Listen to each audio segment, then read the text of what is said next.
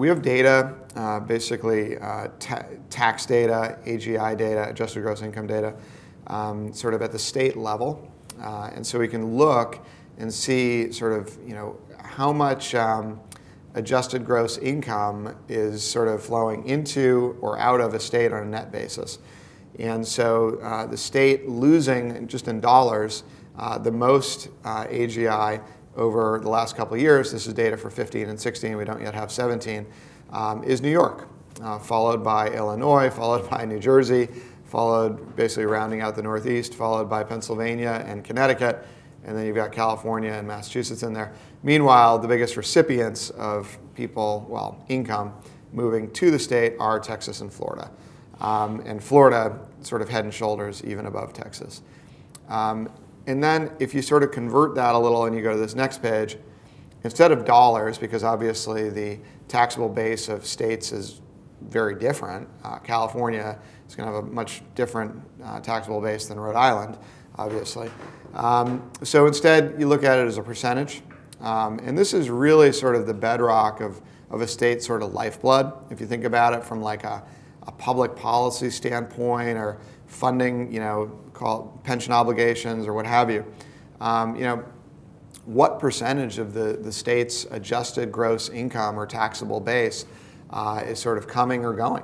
And on this basis, again, the tri-state area, along with Illinois, just looks really bad. So you've got Connecticut, the worst state in the country right now for people leaving, or I should say for income leaving the state, followed by New York, Illinois, New Jersey.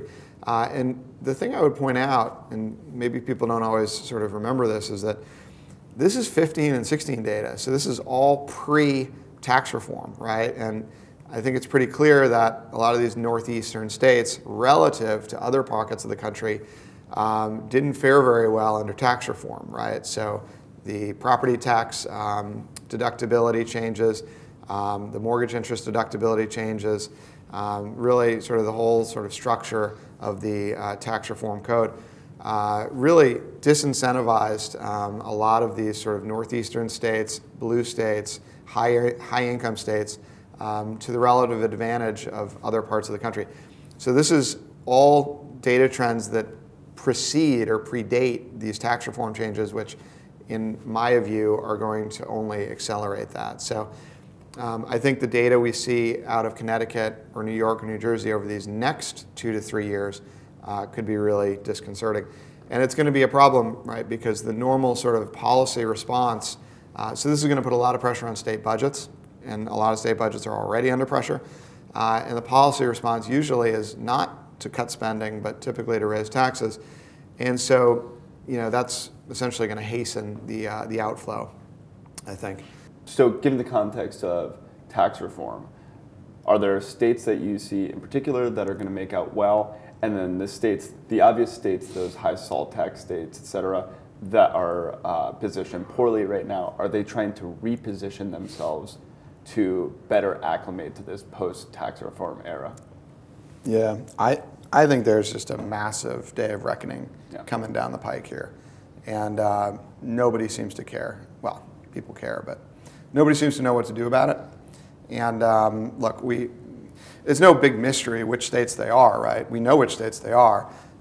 Florida and Texas are basically just, vacuuming up people left and right. And it's really coming at the detriment of New Jersey, New York, Connecticut, and Illinois. Mm-hmm. And to an extent, Illinois, or rather Massachusetts. So that's a trend. That's not some recent thing that just started. It's been going on for years. And it's interesting because it was accelerating as a trend going into tax reform. And we know that tax reform makes this situation worse. So we know that the next few years are going to, or we can reasonably assume that the next few years are going to accelerate from a trend standpoint. And you've got, look, the governor of New York, Cuomo, basically jumping up and down about, A, how it's unfair, which I sort of agree with, but B, as a New York resident, but B, saying, look, we're going to create, this structure which enables people sort of basically not to get jammed by tax reform. But I've looked at the preliminary versions of this plan, and it makes no sense. So, yeah, I don't think these states are going to be very successful in their efforts to basically counteract what is clearly a negative. Now, to be fair, right? So, obviously, the tax structure has been improved. So I think for most people who live in these states, New York, Connecticut, New Jersey, they're not going to be worse off, right? So they'll lose some deductions here, but they'll gain some, basically lower rates there. However, people who live in these other states are getting an outright benefit, right? So the relativity of the trade, the gap is greater. Right, and that's the key. So, I mean, and think a lot of this is demographic, right? So you have all these millions of people entering their sort of retirement phase of life, right? And people who live in Connecticut and New York and New Jersey, and the weather stinks, the taxes are high, it's super congested, everything's expensive, and their relative or their neighbor just moved to Florida or Tennessee or Texas, and they're like, God, is it great? And that sort of creeps into the psyche, right? So, yeah, that's basically sort of how it manifests. The reason there's a giant day of reckoning here is because these same states that are hemorrhaging people at the fastest rates are the ones that have the most bloated governments and, unfortunately, the largest sort of pension obligations, medical obligations to government workers, et cetera. And the problem is it's completely out of their control, right? They can't just put up a wall and keep people from moving out. So they made these promises over decades and decades, and it's getting increasingly difficult for them to pay for them. And as people leave the state, the taxable base gets smaller, and so they still have to pay all these things, and so they raise rates, and that pushes more people out at an accelerating rate.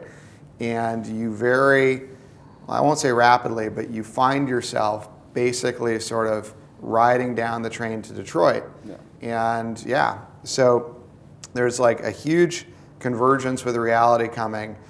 Nobody's talking about it.